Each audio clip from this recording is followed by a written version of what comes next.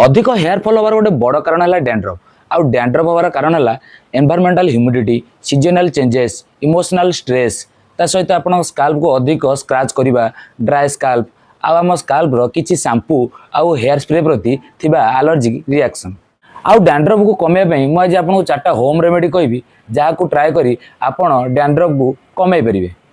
Fast remedy है आपड़ किसी निंब पतर चून किंबा निंब पत्र नहीं ताकू ग्राइंडिंग करी से तक्र मिसई गोटे भल पेस्ट बनातु। आ से पेस्ट को आपण मुंडरे भल भाव लगे 20 ରୁ 25 मिनट रखला भल भाव धोई दिंतु।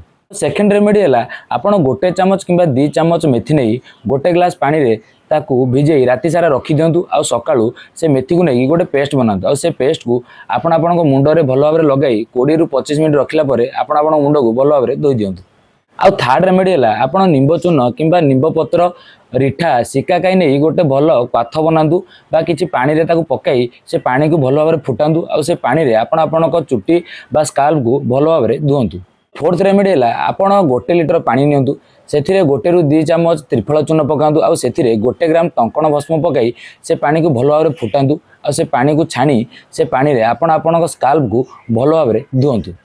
आपड़ 4टा होम रेमेडी को ट्राए करी आपण डैंड्रफ को कंट्रोल करेंगे आपन हेयरफॉल को कमे पारे।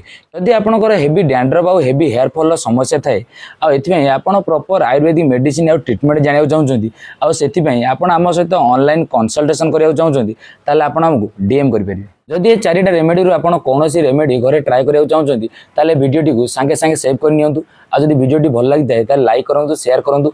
आउ एमती हेल्पफुल हेल्प टिप्स आम चैनल को निश्चय फॉलो करूँ। Thank you.